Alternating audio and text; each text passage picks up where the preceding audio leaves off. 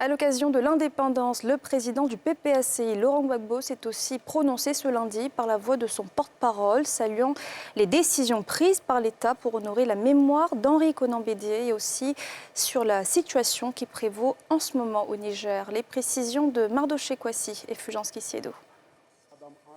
Dans une déclaration lue par Justin Katinan-Koné, porte-parole du PPACI, face à la presse nationale et internationale, Laurent Gbagbo a réitéré ses condoléances à la famille biologique et politique du président du PDCI RDA, décédé brutalement le 1er août dernier, avant de saluer les décisions prises par le président de la République, Alassane Ouattara, pour honorer la mémoire de l'illustre disparu.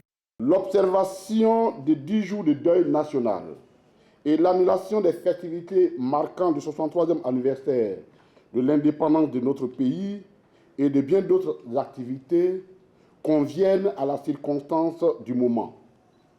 Le président Henri Konan Bédié a été un homme politique de premier plan qui a marqué la vie de la nation.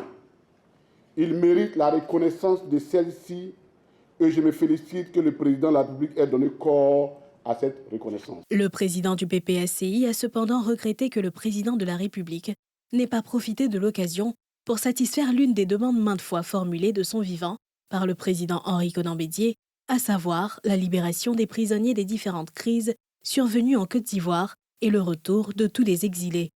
Sur le dossier du Niger, Laurent Gbagbo a tenu à condamner la prise du pouvoir par les armes.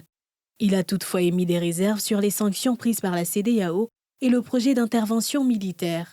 Je dénonce ces mesures en ce qu'elles ne font qu'aggraver la situation de précarité du peuple frère du Niger. Le recours à la violence envisagé par la CEDEAO me paraît être la pire des solutions à cette crise.